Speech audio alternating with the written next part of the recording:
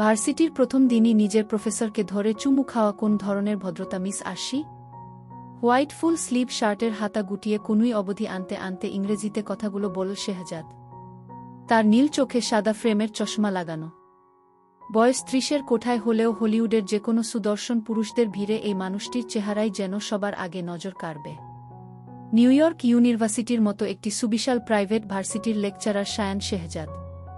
মা বাঙালি হলেও বাবা একজন পাক্কা আমেরিকান। তাই ছেলেকেও ছোট থেকে বিদেশি আদবকায়দায় বড় করেছেন তিনি। মায়ের থেকে বাংলা ভাষাটা কোনোরকম রপ্ত করলেও বাঙালিয়ানার ছিটেফোঁটাটুকুও নেই ছেলের ভিতর।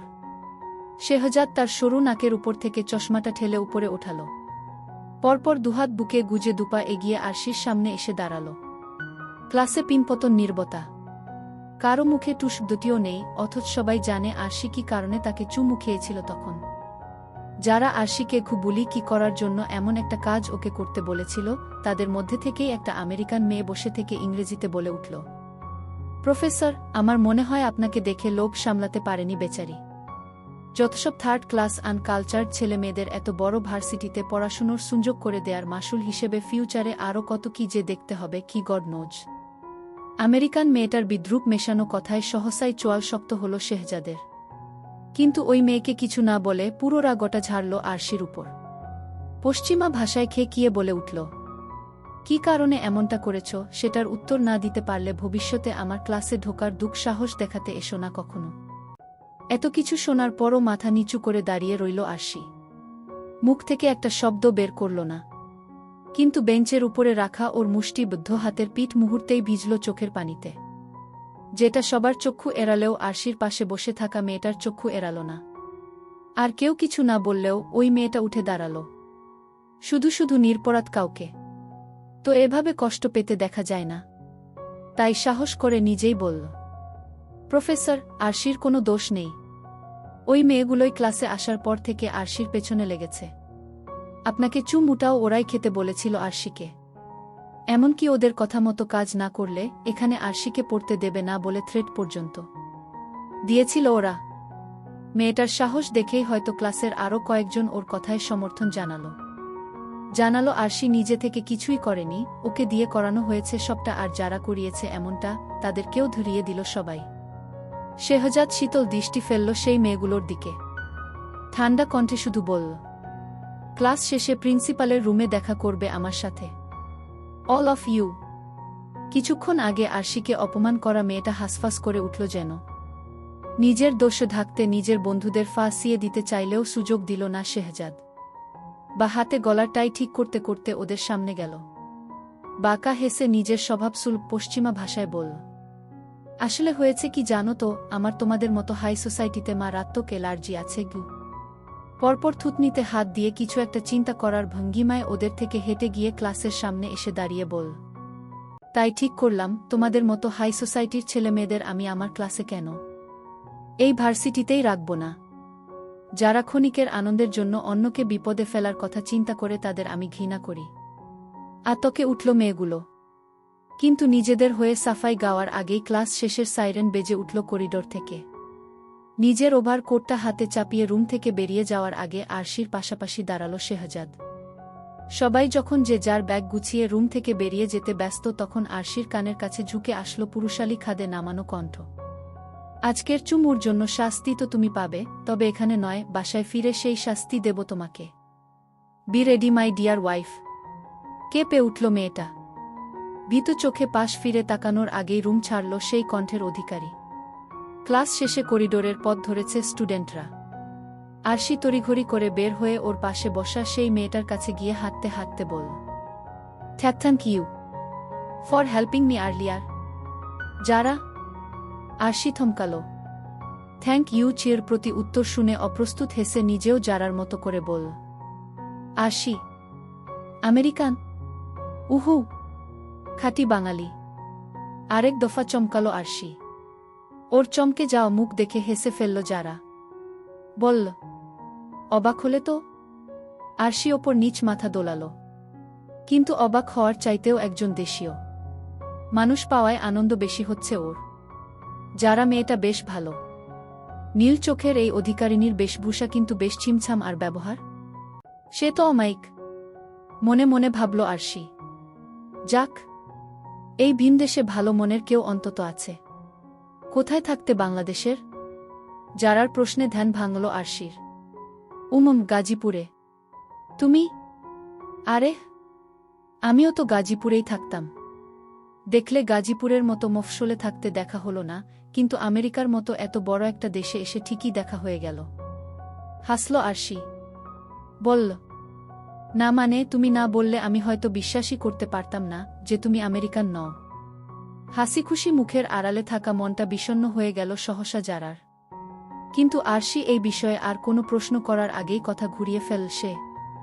বলল, তা এখানে কোথায় থাকছ? এ দফায় মুখ ভার হলো আরশির। কোথায় থাকছ না জিজ্ঞেস করে, কোনো জাম্বুবানের গুহায় থাকছ জিজ্ঞেস করলে ওর জন্য উত্তর দিতে বোধ হয় বেশি সুবিধা হতো। তবুও ধরে আসা গলায় কোনমতে বলল, বেশি দূরে নয়, ম্যানহাটনে কী থাকি। একটু হেঁটে গেলেই আমার আর আমার হাজবেন্ডের বাসা। আর তুমি? আরশি বিবাহিত শুনে যারা প্রথমে কিছুটা অবাক হলেও মুহূর্তেই সামলে নিল নিজেকে। কম বয়সে বিয়ে হতেই পারে, এটা তো স্বাভাবিক। সবাই কি আর ওর মতো বিয়ে বিদ্বেষী নাকি? আর এত বড় শহরে নিজের বলতে আরশির যে কেউ আছে এটা ভেবেই ভালো লাগলো যারার। প্রথমে হোটেলে থেকেছি, কিন্তু যা বুঝলাম তাতে হোটেলে থাকতে গেলে গ্র্যাজুয়েশন কমপ্লিট করার আগেই আমার ফকির হয়ে যাওয়া লাগবে। তাই আজকেই সকালে একটা ভাড়া বাসা ঠিক করে ভার্সিটি এসেছি চেলসিতে। তবে একটা সমস্যা হয়েছে জানো তো, আমার ফ্ল্যাটমেট নাকি ছেলে। কিন্তু এই মুহূর্তে আমার পক্ষে এর থেকে বেশি ভাড়া দিয়ে অন্য কোথাও থাকা পসিবলও নয়। তাই আর না করিনি এখানে। আরশি ছেলে ফ্ল্যাটমেটের কথা শুনেই আতকে উঠল। বলল, সে কি? পরে যদি কোনো বিপদ। আরশি শেষ করার আগে যারাই বলে উঠল, তাইকোয়ান্দোতে ব্ল্যাক বেল্ট পাওয়া আমি। উল্টো পাল্টা করলে জায়গা মতো লাথি দিয়ে সারা জীবনের জন্য শুইয়ে দিতে পারব। যারার এই কথাটাতে না চাইতেও হেসে ফেলল আরশি। তবুও যারার জন্য ওর মনটা খারাপ হয়ে গেলে। ইস, মেয়েটাকে কত স্ট্রাগি গল করে থাকতে হচ্ছে এই অচেনা জায়গায়। ও যদি নিজে ওই জাম্বুবানটার সাথে না থাকত তাহলে তো যারাকে ওর সাথেই থাকতে বলতে পারত। আরশির ভাবনার মধ্যেই ভার্সিটি থেকে বেরিয়ে বাড়ি ফেরার পথ ধরল ওরা। দুজনের রাস্তা আলাদা হওয়ার আগেই যারা হাত বাড়ালো আরশির দিকে। মুচকি হাসি বলল, তাহলে আজ থেকে আমরা ফ্রেন্ডস, তাই তো? আরশিও হেসে যারার সাথে হাত মিলিয়ে বলল, একদম। রাতের কি ম্যানহাটন ও সিটি যেন এক জাদুর শহর। লাল নীল সবুজ আলোয় আলোকিত সুউচ্চ সব ইমারত সাথে সুবিশাল আকাশ। সন্ধ্যার পরপরই রেস্তোরাঁগুলোতে মানুষের ভিড় হট্টগোল, রাস্তায় সাই সাই করে ছুটে চলা বাস, ট্যাক্সি সবকিছুই যেন উপভোগ করার মতো। আরশি এসব দেখতে দেখতে বাসায় ফিরল। বসার ঘরের লাইট জ্বালিয়ে ব্যাগ রেখেই নেমে পড়ল কাজে। নিজে ফ্রেশ হওয়ার আগে ঘর পরিষ্কার করে রাতের খাবার রান্না করে একটা লম্বা শাওয়ার নিতে শাওয়ার রুমে ঢুকল মেয়েটা। গত 2 সপ্তাহ ধরে এটাই ওর রুটিন। ঘরের কাজ করো, কিছু লাগলে সুপারমার্কেট থেকে নিয়ে আসো, একা একা খাওয়া দাওয়া শেষে ঘুমিয়ে পড়ো। কারণ আরশির জাম্বুবান কোনোদিনও সময় মতো বাসায় ফেরে না। আর যদিও কোনোদিন ফেরে সেটা আরশি দেখেও না দেখার ভান ধরে থাকে। নিজে থেকে টুসদটিও করে না। মানে শুধু শুধু কথা বলতে গিয়ে কারো ধমক খাওয়ার তো কোনো মানে হয় না। কিন্তু বিধিবাম আজকে আরশির গোসল শেষ হতে না হতেই বাসার গেট খুলে ভিতরে ঢুকল ক্লান্তশ্রান্ত একটা মুখ। দরজা খোলার আওয়াজ শুনেই হিদ কুপিং যেন মুহূর্তের জন্য থেমে গেল আরশির। কোনোমতে গায়ে টাওয়াল পেঁচানোতে বুকের উপর থেকে ওটা পড়ে যেতে নিল সহসা। অমনি পেছন থেকে আচমকাই সেটা শক্ত হাতে ধরে ফেল কেউ একজন। মুহূর্তেই কি ক্রিড এভেন্টাসে চির ফ্রুটি, উডি এবং মস্কি একটা সুগন্ধে ভরে গেল আরশির আশপাশ। পরিচিত পারফিউমের গন্ধে চোখ খিচে বন্ধ করে নিল আরশি। এক হাত দিয়ে আরশির গায়ে টাওয়াল ধরে রেখে ওর উন্মুক্ত ঘাড়ে উষ্ণ শ্বাস ফেল কেউ একজন। বলেছিলাম না, আমাকে কিস করার শাস্তি বাসায় ফিরে তোমাকে পেতে হবে। আরশি বরফের ন্যায় জমে রইল শেহজাদের কথা শুনে। কিন্তু মানুষটা সেসব পরোয়া করলে তো। পেছন থেকেই গভীর চুমু বসালো আরশির খোলা পিঠে। নিঃশ্বাস আটকে আসলো মেয়েটার। পরপর চুমু খেল ওর গলায়, তারপর কানে, তারপর বুকের উপরের অংশে। মানুষটার প্রতিটা স্পর্শে উষ্ণ গোঙানির মতো আওয়াজ করল আরশি। তখনই কানের কাছে ঠোঁট ছুঁইয়ে লোকটা বলল, শায়ান শেহজাদ সত্যি সত্যি শাস্তি দিলে সহ্য করতে পারবে তো? অসম্ভব। কি করে পারবে ও? এটুকুতেই না বিশ্বাস ওঠার পালা।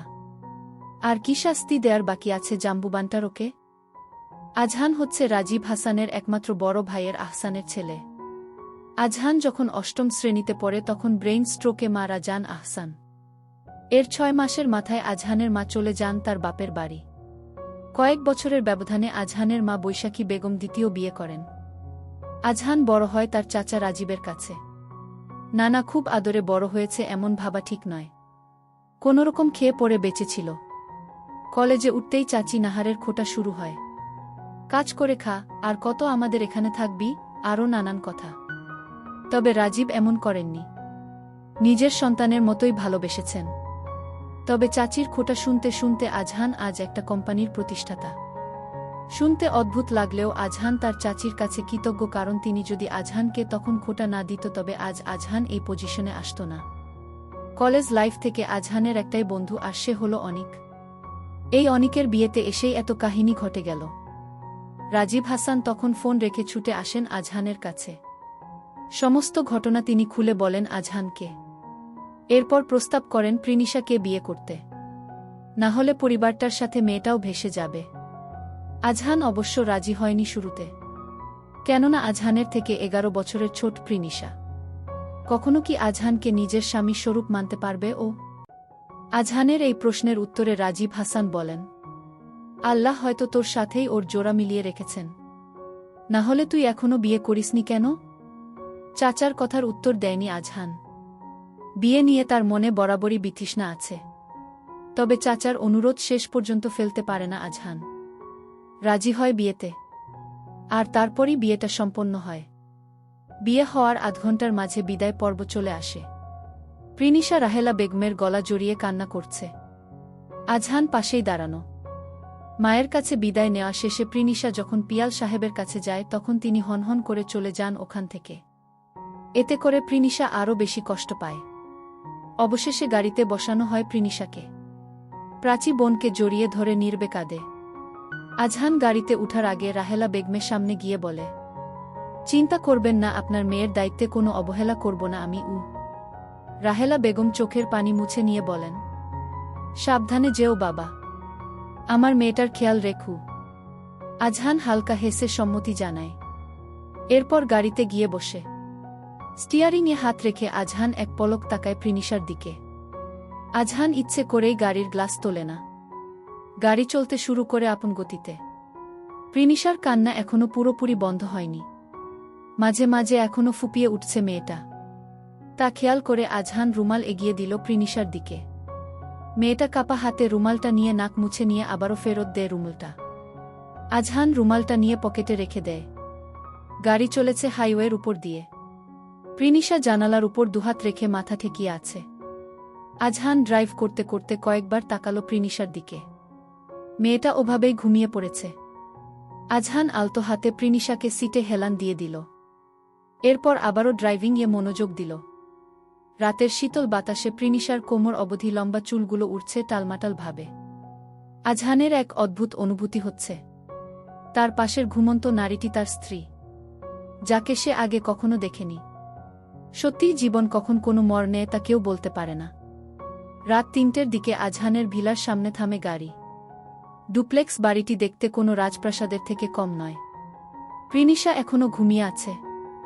আজহান দেখে প্রিনিশার হাতে বিষের বোতলটা। আজহান আলতো হাতে বিষের বোতলটা নিয়ে নিজের পকেটে রাখে। এরপর গলা পরিষ্কার করে নিয়ে গম্ভীর কণ্ঠে ডাক দেয় প্রিনিশাকে। অপরিচিত কারো ডাক শুনে ঘুম ভাঙে প্রিনিশার। ধরফর করে উঠতেই আজহান বলে, রিল্যাক্স। কিছুক্ষণ সময় নিয়ে প্রিনিশা দ্রুত গাড়ি থেকে নেমে আজহানের পাশে দাঁড়াল। দুজনে একসাথে পা ফেলে প্রবেশ করল ভিলায়। এতদিন এখানে একা থাকত আজহান। আজ নতুন কেউ এসেছে। আজহান ভিলায় এসেই ড্রয়িং রুমে লাইট অন করল। প্রিনিশা চারপাশে দেখতে লাগল। ভিলাটা ছিমছাম পরিপাটি করে গোছানো। অভিজাত্যের ছোঁয়া রয়েছে সব কিছুতে। প্রিনিশাকে চুপচাপ দাঁড়িয়ে থাকতে দেখে আজহান বলল, আপনি আমার সাথে আসুন গো। প্রিনিশা ধীর পায়ে অনুসরণ করে আজহানকে। দোতলায় দুটো রুম পাশাপাশি রয়েছে। প্রথম রুমটার সামনে দাঁড়িয়ে আজহান বলল, আপনি ফ্রেশ হয়ে নিন, আমি দেখি খাবার কি আছে গু। কথাটা বলে আর দাঁড়ায় না আজহান, তপ্ত পায়ে নিচে নেমে যায়। প্রিনিশা রুমের ভেতরে প্রবেশ করে দেখে পুরো রুম জুড়ে হালকা সবুজ আলো জ্বলছে। রুমটায় প্রয়োজনীয় সকল ফার্নিচার থাকার পরও দেখে মনে হচ্ছে কিছু একটা নেই। কিন্তু সেটা কি? ভাবতে ভাবতে প্রিনিশা বিছানার উপর বসে মাথার ঘোমটাটা খুলে ফেলে।